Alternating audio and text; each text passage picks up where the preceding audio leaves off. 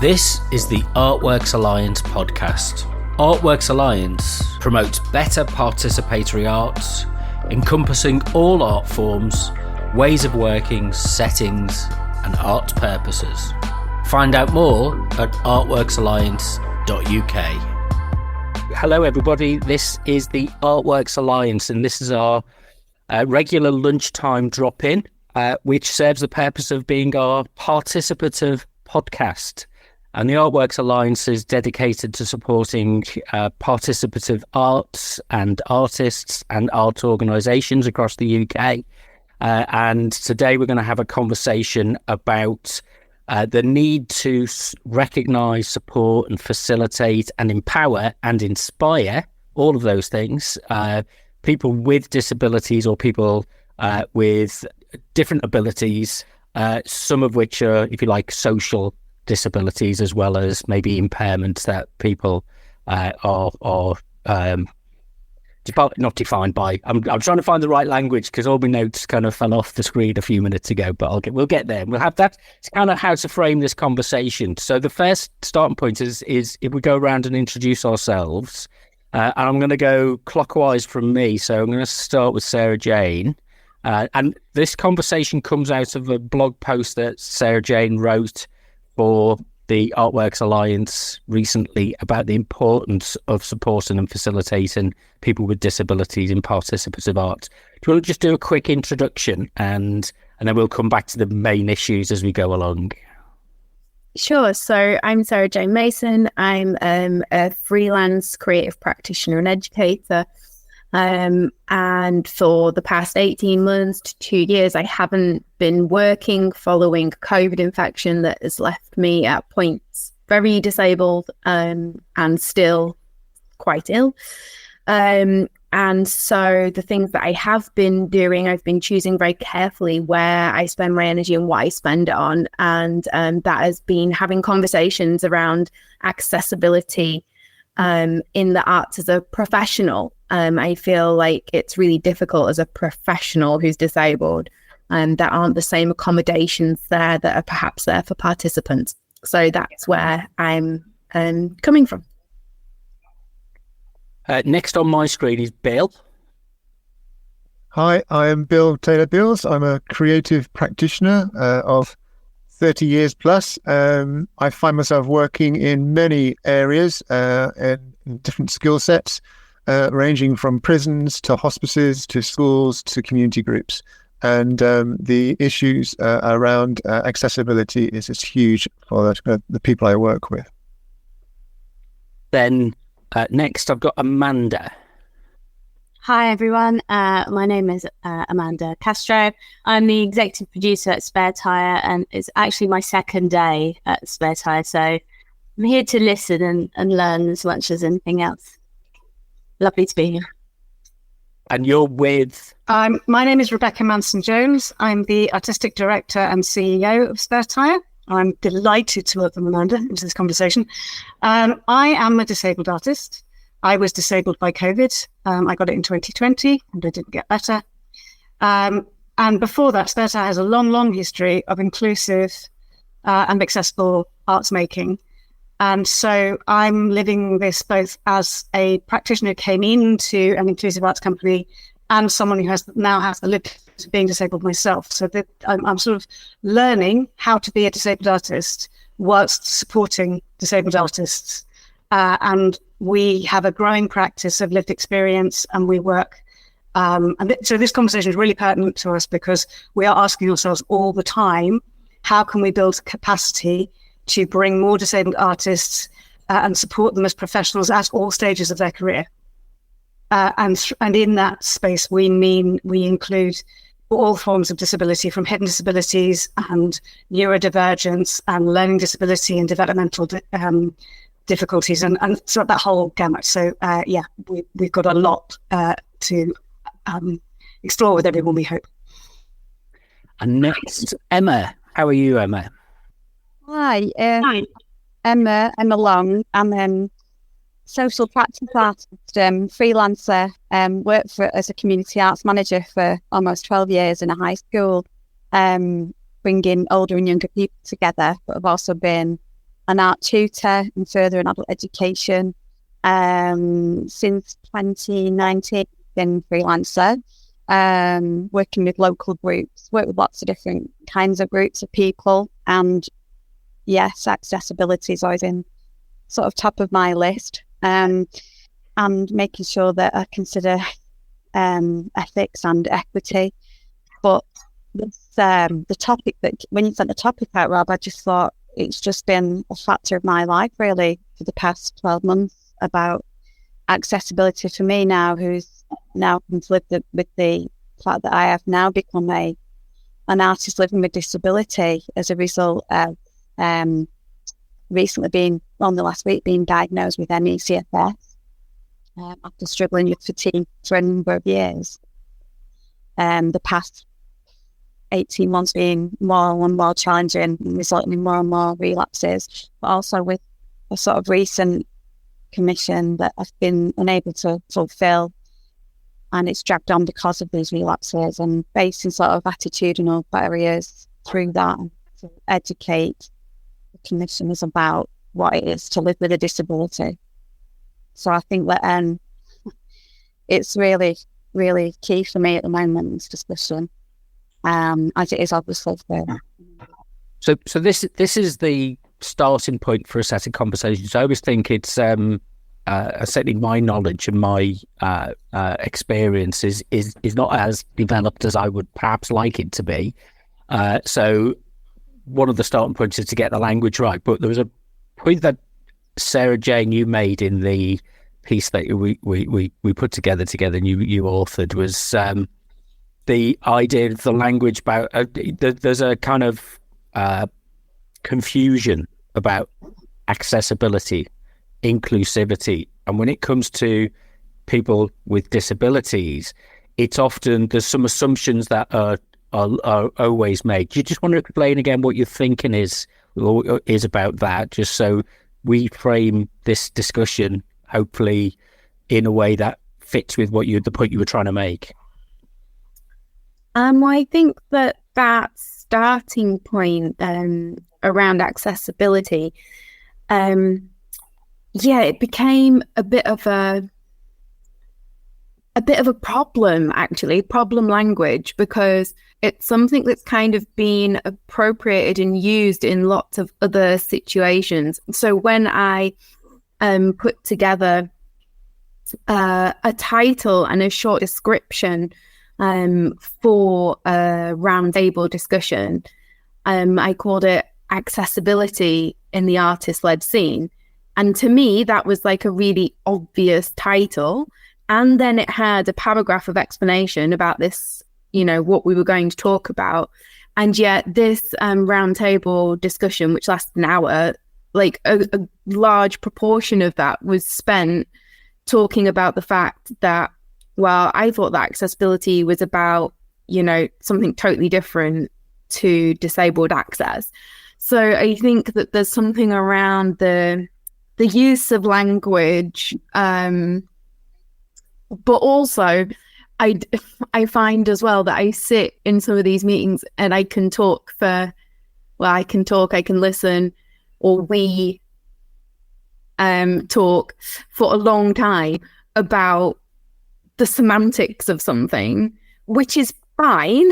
And it's important, on that kind of structural level to get that right. But actually, in terms of practically giving anything useful, it's theoretical thinking and linguistic thinking, and that's interesting and it's important, and for policies and, like I say, strategic level thinking, I understand that it's important. And it is frustrating when you try and organize stuff and people come not understanding what that language means.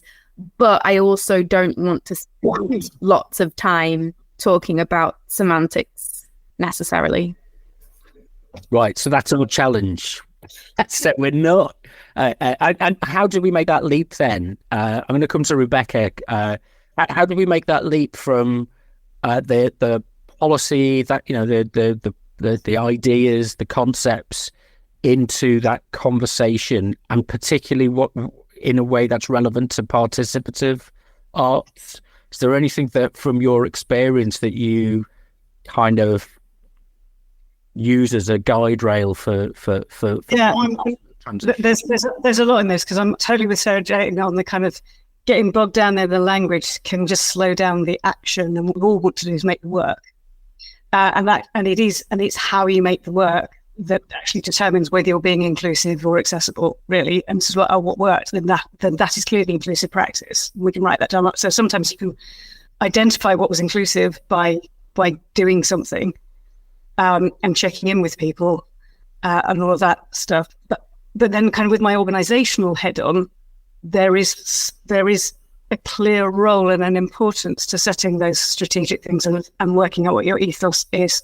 For instance, I prior to this job, I was the interim director and previously 13 years on the board of Oily Cart, which is an arts charity that makes work mostly for young people, but some adults now experience complex and profound and multiple learning disabilities. We used there, and I have brought this into Spare Tire's practice of using the social model of language, where you don't think about disability merely in its medical and its health contexts. And actually, the social model is all about what can people do, rather than what they can't do. And the social model also assumes that it's not the disability or the condition per se that's disabling, it's society's attitudes around it and the physical constructs that have been made by that. The assumption that there will be 6 steps up to a building is a very obvious one. But that kind of assumes that people have got symmetrical bodies and can tackle those six steps. And until we've got as a society past that idea, then we are not an inclusive society. So there are those things. But I agree with Sarah Jane. When you're in a participatory practice-based thing, you do not want to be talking about the 6 steps for 90 minutes, because we know about that. And you don't want to be talking about whether it's a disabled loo or an accessible loo. So let's not. It is about the practice. It's about who's, as the provocation is, who's in the room and who isn't, and why aren't they there? What's stopping you inviting and bringing those people, and what's stopping you giving your space up so those people can be on the panel, all of that sort of thing. Can I stop there? Yeah. I'm going to bring Emma, and then I'll come to Bill. Emma, your experience as an artist, how do you find that work? So of the framework of the terms and the reality of the practice. Is there an interlinking between the two? Well, at the moment, I don't feel like there is an interlinking, because, I mean, for all intents and purposes, I'm just considering a project I've recently done. Well, it was done last year, but then after consultation with the participants, it was agreed with them that it would then tour, if you like, locally to another venue. So it was installed when I was having a good day. I was able to install it in a community cafe. So then it, at the after a result by my co-creators, I felt that it should locally and be exhibited in a local cafe. It was installed there, but I've just been making some notes about the fact that I understand about the social model of disability, but when you're unable to do something, physically unable to do it because in your own body, physiologically, your body's not producing that energy in a way that previously would enable me to fulfill all my obligations as an artist, if you like, on a project. It impacts on the inclusivity of that project. So, I wasn't able to be in the cafe and get with people in discussions about the work that was in there in the way that I wanted to. So I felt like, in a way, that was a failure. And that's another topic of conversation, to admit that Sarah's okay as well. Sort of human with it. In that, I wasn't able to engage people in it, and so I feel like it's probably become part of the wallpaper.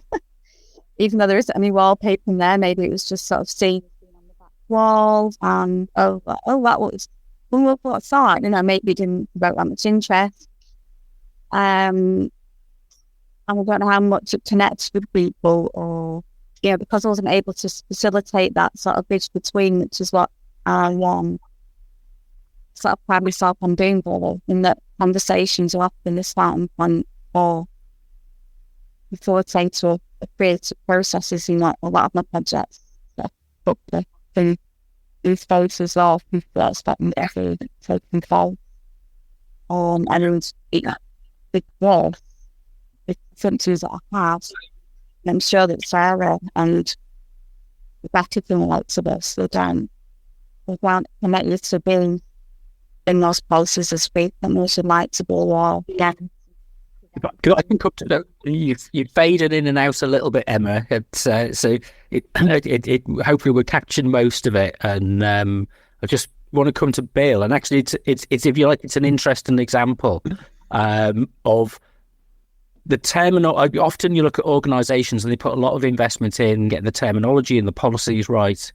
But do we have the latitude, if you like, the dynamic range within an organisation for people's experience that doesn't fit with that framework of policy and language?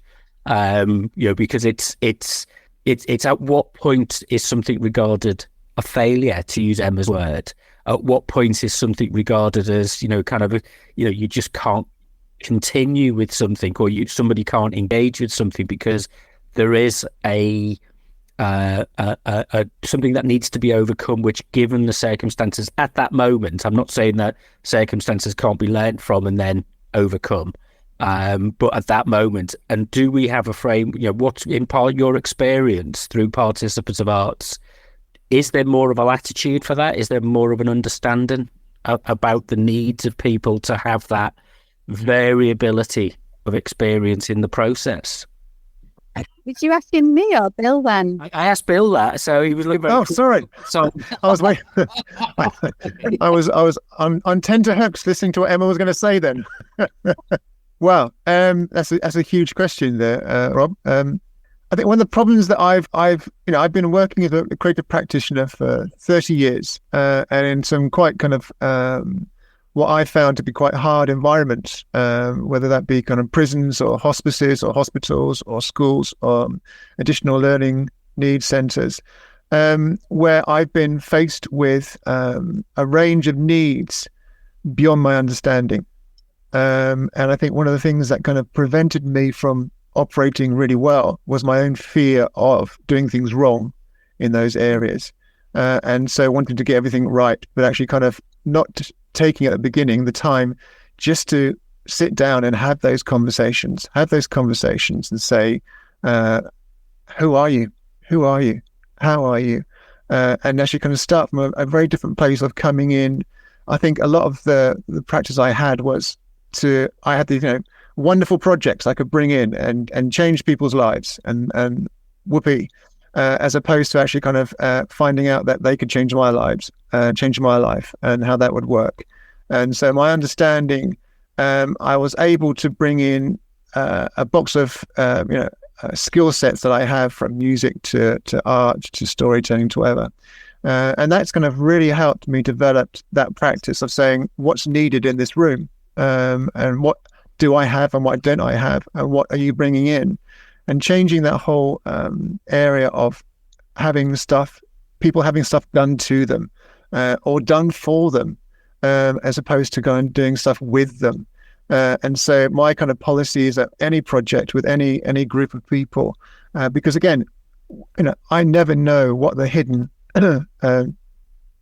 impairments that are going on with people, including myself, including my own kind of mental health. So that time of saying, I want to journey with you.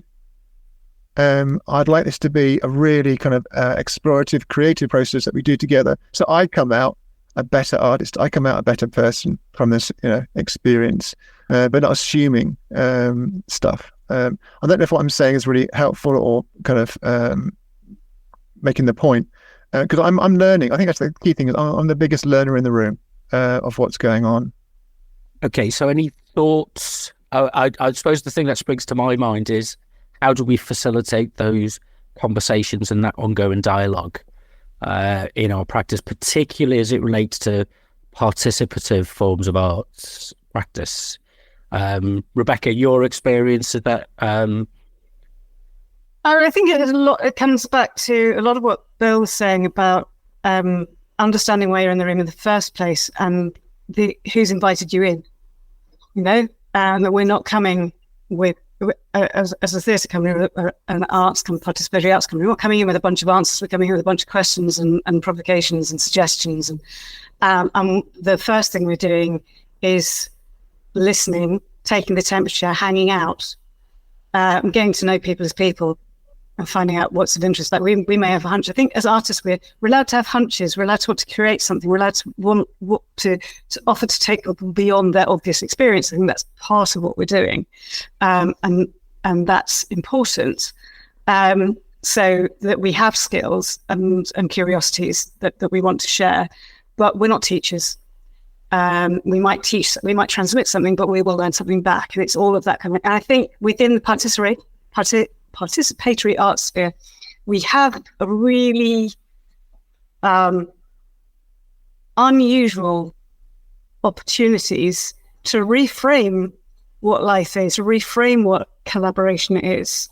And I was very touched by what Emma was saying, that we're trying to install something into a space where you can't physically get to that space very often yourself and see those results. That's really torturous.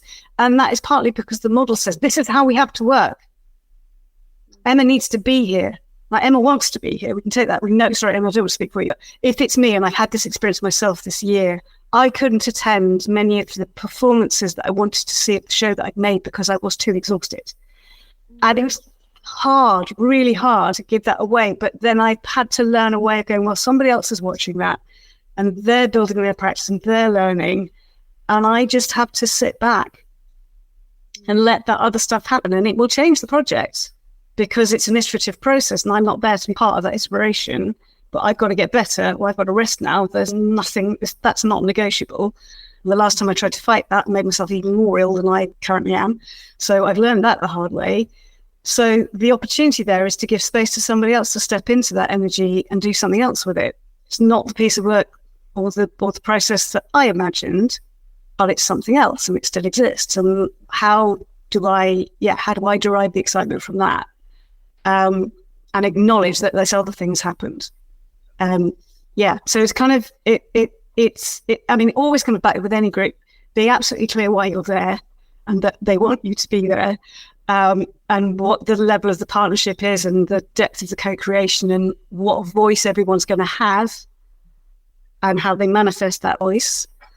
We work with a lot of people who are non-verbal, so when I use voice, I mean it in the broadest possible sense.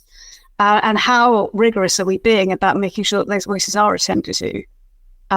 We say that a no is as good as a yes at spare time. It's really important that people have agency the whole way through, and that we're building in regular moments of checking in. So whether that's at the end of a session, the end of a series, before a series begins, all of those things. So they're sort of embedded and inbuilt into our process, and I think they probably are in most participatory arts. But I think there's still, as Bill said, and thank you for saying it, Bill, there's quite a lot of fear when it comes to disability. And we just have to be brave and kind of and feel the fear and ask the questions anyway, make the offers anyway. I think that in the participative world, a bit like in the artist-led world, it's like one of the things that we've really got on our side is this, it feels more, there's more permission to ask those conversations, to ask those difficult questions and have those challenging conversations and have failure and have things not work and to put your foot in it and for it to go wrong. It feels like in these sectors that are kind of more, oh God, sorry, my brain is not functioning very well today. Like more grassroots, that's not the word that I'm looking for, but it just feels like there is the potential in these spaces and in this way of working for huge progress to be made because of the freedom that we have. I don't know if other people have the same kind of feeling, but it feels a lot less pressured, I guess, for results and for kind of that number driven data that you often need if you're working in some of the other art sectors. It feels like there's a little bit more, not just flexibility, but a little bit more room to be a human, and like all of the different facets that encompasses. So in that sense, I feel quite grateful to mainly operate in these areas. But I think the thing that I'm struggling with is that I find a lot of participative projects, workshop spaces, and a lot of artist-led spaces, galleries, festivals are very inclusive on a participant level. But because of the way that these whatever you want to call them, projects, whatever, operate, that there just isn't the capacity, and you can take that to mean whatever you want. There's not the money, there's not the people, there's not the resources to support disabled professionals, or this is what we are told, like there's not the capacity to do that. I mean, I read it as it's not a priority to spend our resources on that. And this is the thing that I'm finding really challenging. And I wondered if anybody had any like good practice experience or knowledge around how we get disabled artists, I mean, like ourselves, but also just as a group, kind of more at the front, facilitating, speaking, taking part in these projects, and et cetera, et cetera. There's a thought that Rebecca triggered for me, which was it's kind of you're not a teacher, you're not a social worker, you're an artist, and it's that empowerment to be that artist, which kind of reflects what Sarah Jane's just said about that acknowledgement that, and people who come to participate are there to experience the artistic experience rather than necessarily it's not an exclusive thing, but rather than a waiting to, if you like, an associated development process. Oh, it would be good for you, kind of thing. Emma, does that? What's your thoughts on that? How do you maintain that integrity? And I know it's a struggle from what you've described at the moment as an artist, and that recognition as an artist and the artistic experience. How do you maintain the thinking what you do? Yeah. I mean, it's on a practical level, it's what we're engaged in is the primacy, that the first thing that we're about is promoting something which is an artistic, creative experience or activity, whatever language we can use to describe it, that we want people to engage with, and we want to produce ourselves. And all the other things, if you like, melt away. All the other concerns are not forgotten, but they're secondary, if you like, to that creative experience, that moment of participation. I know there's a way of thinking about participation which is both involvement, but also there's a thing called the participation mystique, which is where you think of how to describe this. Sometimes I go down a line of explaining something and it makes it more complicated, but you don't see the difference. So there are cultures that have animal spirits, and if we look back to cave dwellers, and there wasn't the distinction between the world. They participate in nature because there's no distinction between the human experience and the natural experience, if you like, the natural world. So I'm explaining it really badly, but the participation is that moment. It's not just being there in the room, taking part in activities. It's also the melting away of all of the concerns that you had and the ways of thinking that you had to engage in that creative experience. I've explained that really badly. How does that sound to you? No, it's all right. I can interpret it, I think. Again, using a foggy brain, to quote Sarah. It's for me at the moment, the in-person delivery. I mean, it depends what project I'm working on, but my in-person, face-to-face contact with people is about the moment. The remit is too incomplete. I've got 2 conversations to complete as part of a project, which is about personal stories and contributions to a local town, which are going to form part of a walking trail. Now, along with that, I was supposed to be doing portraits of the people and a map and other perhaps artistic outcomes, along with delivering the walks, hosting the walks and working with primary schools. But the latter parts of those are maybe not going to happen because of my condition. So in terms of integrity, my integrity is about maintaining contact with the people that have taken part in the process so far and keeping them updated on how it's going and saying that, look, this is what's happening at the moment with me. I'm sorry that I think the project isn't going to be delivered the way that I hoped it would.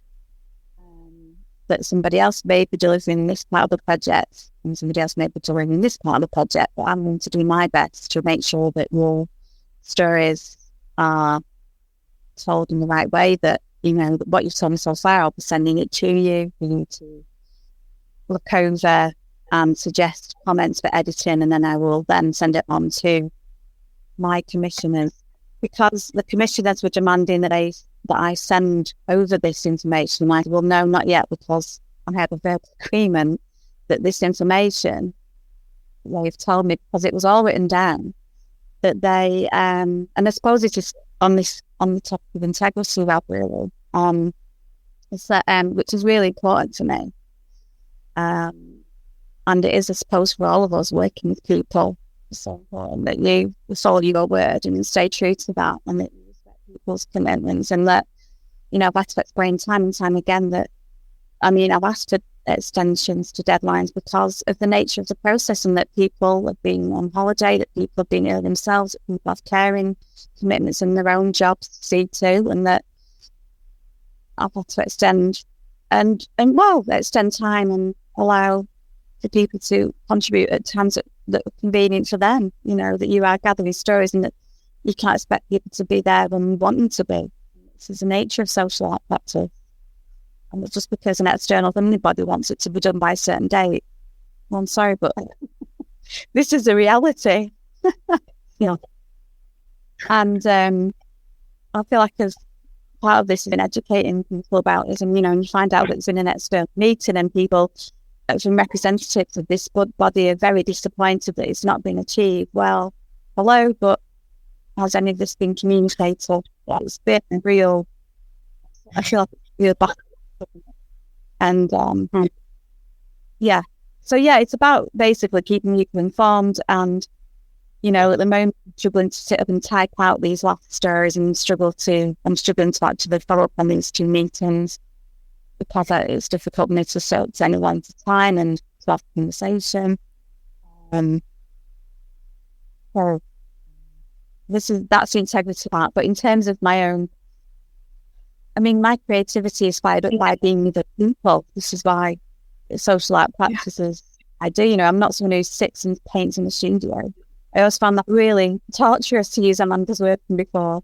That was never tip on my fancy. It never did. It was always about, being creative with others, sort of trying to solve some kind of issue or problem or address something that is some kind of injustice. And so, I've started giving over part of my patch in the garden, looking at rewilding and being a guardian of nature rather than a gardener. And that's been a sort of release for me. And also using my notepad app to do digital drawings with my thumb or little finger when I can manage to communicate the experiences of living with ME. Now that we've got 2 minutes to left, and I just want to do a very quick round. I might just respond to Sarah's point about how we involve people. That question is, there's just there are 11% of the population at least are known to be disabled. So that infers that 10% of all fundings and commissionings and everything should be directed towards disabled artists. It's a really clear ask. So when, as a disabled artist, you should be able to ask for that. You should be able to ask, what support are you going to be able to put in place so that I can practice in this project? And it's as clear as that. The legislation is all there. We're just not used to asking. And at Spertar, we put 20%. We have a budget line of 20% of our artistic program is to support the needs of disabled artists. Now, I can promise you this year we probably won't spend all of that 20%, but that's our aspiration, is that's what we should be spending if we're supporting disabled artists properly. And also and also not to overlook the disabled artists who reach you because they're participants first. Because for many of them, I became disabled after I had an artistic practice. That's a lot easier position to maintain than somebody who can't access any of the training because they've been too ill or too tired or just overlooked. So it's about, we have a responsibility to be talent spotting as well. Thank you. I just needed to get that in. Any last thoughts from you, Bill? It's having the conversations, and it's having the awkward conversations. It's having the uncomfortable conversations, and being prepared to be uncomfortable, and actually kind of face up to some harsh realities, from the funders right through to anybody else involved in the participatory arts. But from that, new things come out nobody would have anticipated, nobody would have thought of, without those conversations, and new stuff happens. But you do have to go through an awkward place to get there. Sarah, what about you? I think that this conversation has, I don't know if proven is the right word, but I'm going to go with it. Shown that there are things happening and there are structures, templates that perhaps could be replicated and used. And it makes me think a little bit about the gatekeeping and sharing of knowledge, and if there's a way that we can somehow network so that we can improve conditions, for anybody and everybody that wants to be involved in that network, share what we have, share our knowledge, share our skills. And again, I think that in the way that we work, we're in a kind of unique position because we get to decide, so I'm the director of an artist-led festival. It's unfunded. I have total say over what happens with any kind of new knowledge, skills or understanding that is developed as part of that festival. And I'm very happy to share and to network and to build on stuff together rather than us all kind of individually just trying to do the same thing over and over and over again. So I think that perhaps looking forwards, that's something that I'd really like to try and put some more energy and thinking space into, preferably on a day where I can actually string together a sentence using words that I actually want to use, rather than today where I feel like I'm kind of grasping in the air to make any sort of sense. So thank you for your patience. Well, that's the advantage of podcasts. That's what we can do. We're here to grasp into the air. Emma, any last thoughts from you? I just think that a lot of funders, they just need to be aware of chronic illness, and they need to think about how they can support artists. Yeah, definitely. This idea about using words like disappointed or what's the other one that I've had? We'd like to see some effort. I just think it's I know. That's so offensive. Well, we have a means to share these experiences, which is through our podcasts and our conversations in the ArtWorks Alliance network.